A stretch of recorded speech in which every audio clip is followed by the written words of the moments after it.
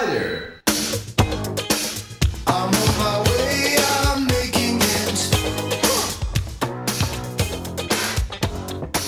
We're going back in time, counting down the top 80 songs from the greatest pop music decade in the history of human civilization, the 1980s. You're listening to the 80 of the 80s podcast with your hosts, DJs CK1 and AK47. Hi there. You're listening to episode 80 of 80 of the 80s. I'm DJ CK1 and this is my lovely assistant AK47. Hello. And first, before we get started, let's figure out what the secret word of the episode is. Okay, secret word is monkey. Okay, so anytime during the episode anyone says the word monkey, you have to scream real loud. Let's try this out. Hey, AK47. Yes? What is your favorite song off of the 87 album Faith by George Michael? Well, I believe it's monkey.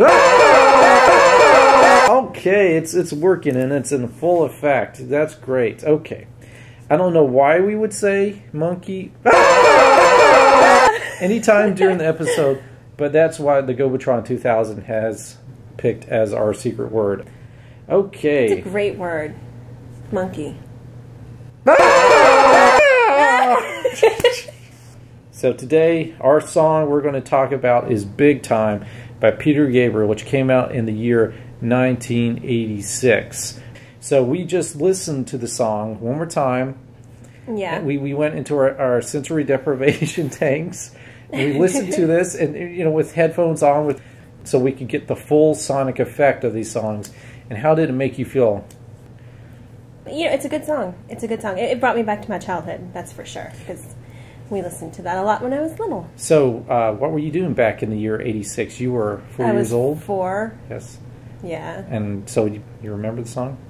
I remember the song, but I don't remember being 4. I don't really know what else to say. Maybe you heard it later on. These are the memories. No, I mean, I can remember my mom used to record videos off TV and just sit and watch them a lot. I remember, listening to the songs and everything, but most of what I remember from my childhood is music, actually. My memories, actually, and I do remember the video pretty well, and we'll talk about that in a little bit, is I have a couple associations with it. One was that it was... when I went to Six Flags in Georgia, they played the song quite a bit. And it was, this was one of the first, I was used to when I was in amusement parks, they would just have some music playing in the background. Like when we went to Dollywood every year, they'd have like some bluegrass music playing in the background that gets you kind of in the mood of the area. And Six Flags, they would play pop music and they would have television sets. That way when you're standing in line forever, you can at least watch some TV. And they play a lot of music videos. They play Tom Petty's Free Falling. Free falling before you were about to get on a roller coaster? There was a ride at disturbing. There was there was a ride called Free Fall where you got to experience the 0 G's of just being dropped. No. Yes. Yeah. Well, I mean. No. So they played that, but then they played Peter Gabriel's Big Time because I guess they wanted. It's a very bombastic and exciting song, and that's the way they wanted you to feel this excited. We're in the big time now. We're at Six Flags, Georgia. That was a nice emotional experience we had related to the song. Another thing was my cousin. He got a really nice stereo system with a CD player, and he had a copy of So, and he played it really loud and these really nice professional speakers, and you could it sounded just so incredible. You could hear the rhythmic guitars. You can hear the drums were very clear. The drums were done by Stuart Copeland, was the drummer of the Police, which I didn't know that until just recently. But he does a really good job with drumming, and he is a good drummer, or so I've heard. The bass, Peter Gabriel's bassist, which I have the notes here that Gobotron has processed for us. The bass player is Tony Levin. He and then Jerry Marotta, they're both credited as playing funk fingers. They actually, like the drummer would play the bass with his drumsticks. And so you have this great rhythmic bass. And it just sounded very clear. And I think at the time, about the year of 86, maybe 85 even, music kind of hit an apex, I think, to where, if I could give an example, in 81 you had the Human League's Don't You Want Me, and it sounded very more analog and maybe primitive to us. Flash forward 4 years, you have the Human League came out with their song Human, which sounds like it could come out today. I think studio technology maybe hit, kind of like got to the point, kind of the apex of technology around the mid-'80s, and it's to where you can have a song that was recorded in the mid-'80s, and you can still play it today on the radio. And maybe stylistically it wouldn't match, but at least, but sonically I think it would match anything. Yeah. The backup singers, very effective. Just the chant of the big time, big time. And it just sounds great. It's a very fast-paced, upbeat song. Sonically, it's very well produced, and obviously Peter Gabriel and his producer, they spent a long time on making it sound great. Let's you want to analyze the lyrics now? Here's a sheet of the lyrics. Well, it's just a song about some gigantic, arrogant ass, right? Pretty much. I'm trying to think of how I can squeeze the secret word. We've gone here 5 minutes. I haven't said the secret word. I just, my favorite song by Peter Gabriel, "Shock the Monkey." Really, it is. And I'm not going to argue with the Gobotron 2000, but I definitely would have picked the other. That would have been your favorite? Yeah. Really, the reason, the song is great, but he's, God, he's hot in that video. It's the only video he's hot in. In that video, he's like swimming in a puddle of dirty leaves or something. Sexy. I never thought of him as an attractive man until you showed it to me just recently. Yeah, the Shock the Monkey video. I said it again. Okay. But yeah, no, hot.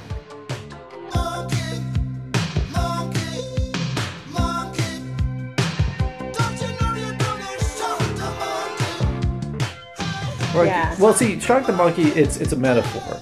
And I don't want to get too deep into like the metaphors of his songs, like Sledgehammer's. Is it kind of like, how I want him to shock my monkey? Is that kind of thing? What do you mean by that? Okay, like Sledgehammer is a sexual metaphor. Yeah. And that song is full of metaphor. But I think Big Time lyrically is very direct. It's not hard to see what he's getting about in this song, and just And so reading Peter Gabriel, he said it was kind of like a reflective of himself, because he felt like he was getting kind of caught up in being a mega star, and maybe he was getting too big of an ego and things. So it's kind of reflective of that way, and it's got humor, especially the final line, where he said, "The bulge in my," and you have to listen to, because I didn't really catch this until I actually read the lyrics. Yeah. The final line is, he said, "The bulge in my big, big, big, big, big." What could he be talking about? I don't know. His monkey. His monkey. It's kind of funny though how he writes a song to kind of bring himself back down to earth, because he doesn't want his head to get too big, and yet this song made him an even bigger star. Right. Well, I think Sledgehammer probably did, but I don't really. I mean, Sledgehammer's an okay song. I'm not really crazy about that song, honestly. Well, me neither, and I think the board also agreed with me by going with Big Time, because I think objectively, if you take out the video, because Sledgehammer, the video was better. It was a better video. Big Time was still a pretty good video, but Sledgehammer got so much airplay, and it was it was so noticeable at the time. I think it got a lot more recognition, and it was actually Sledgehammer was his biggest hit. I think you can listen to Sledgehammer, and then you can listen to Big Time back to back. I think Big Time gets your head moving, your butt moving.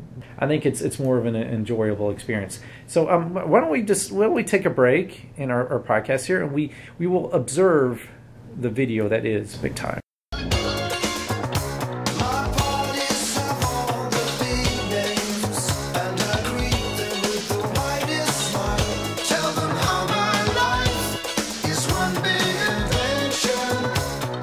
All right, we're back now, part 2.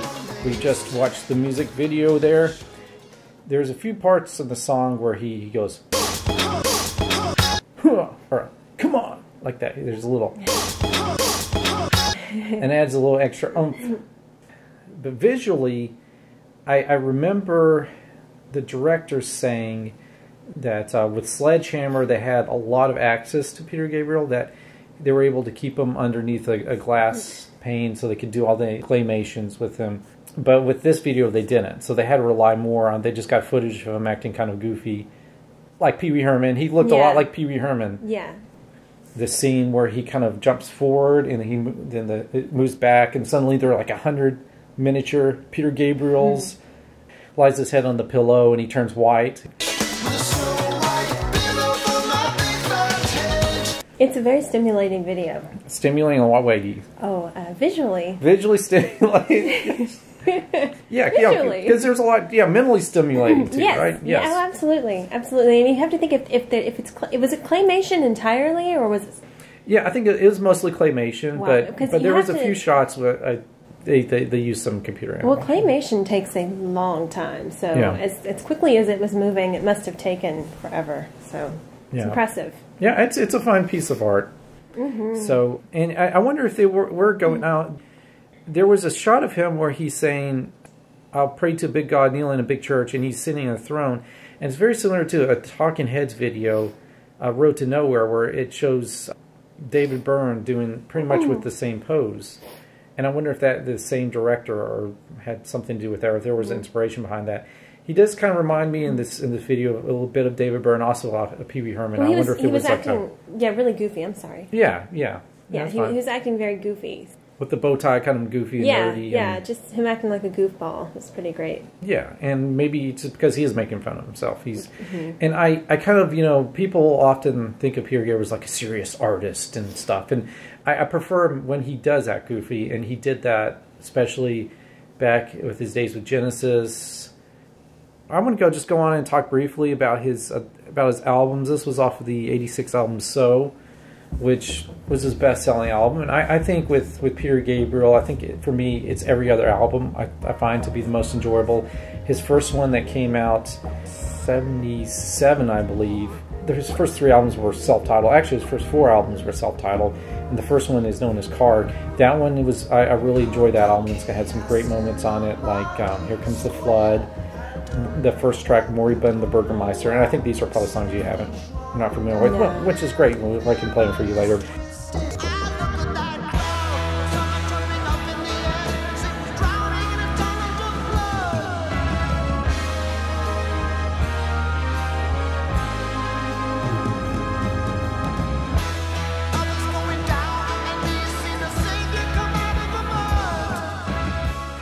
His third album also had some great moments in it. I never really understood why Biko was considered so incredible.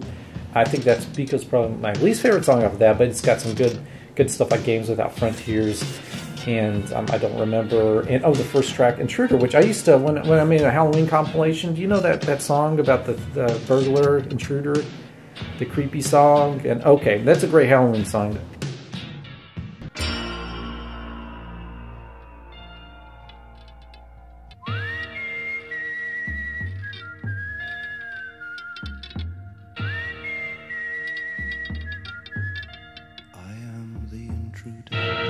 Security, his 4th album, was pretty good, but I think he did delve a bit too much into the tribal. But I think this album So was good because he went more pop. After that, Us was kind of like his midlife crisis album, I think, where he was just, for my taste, I think he got a little too emotional, and it was a bit too introspective. And then he just got, as he's gotten older, it's almost like his mind has devolved to where I think of Peter Gabriel as like a philosophical guy. Maybe he reached some kind of state of enlightenment where he became childlike, where his music, his lyrics and his songs that he's come out since, of the song that he did at the end of Wall-E, he had an album called Big Blue Ball. So it sucks, is what you're saying. Kind of, yeah, I guess so. Yeah, yeah, let's just cut to the chase. Well, no, he's kind of gotten to where he's being so true to himself, and he's been so comfortable as an artist, where he feels like I can do whatever I want to do, and what he wants to do is just something very basic and very simple. And he hasn't really come out with that much in the last 20 years. Maybe you could call lazy. He's artistically constipated. He's kind of like the opposite of Prince, because Prince is also very kind of introspective guy who does what he wants to do. But I mean, he's made his footprint. He shouldn't have to continue unless he wants to. Prince has like creative diarrhea, where Peter Gabriel's creative constipation. Yeah, he doesn't owe anybody anything. You know, he can do what he wants. But you know, I want to touch upon his Genesis era, which I think, you know, Foxtrot was a very good album he did with Genesis, and The Lamb Lies Down Broadway is considered like a great prog rock achievement.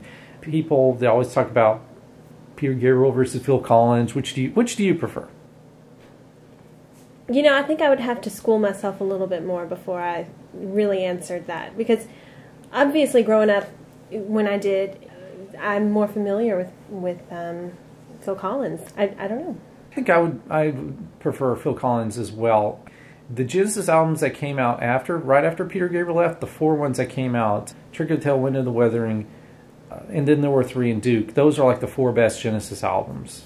See, so to me, the Genesis, like, you've made me some CDs with Genesis with Peter Gabriel, and it just seems sounds so druggy, if that makes sense. Like psychedelic. Psychedelic is the word, yeah. And I have a hard time getting into music like that. Yeah.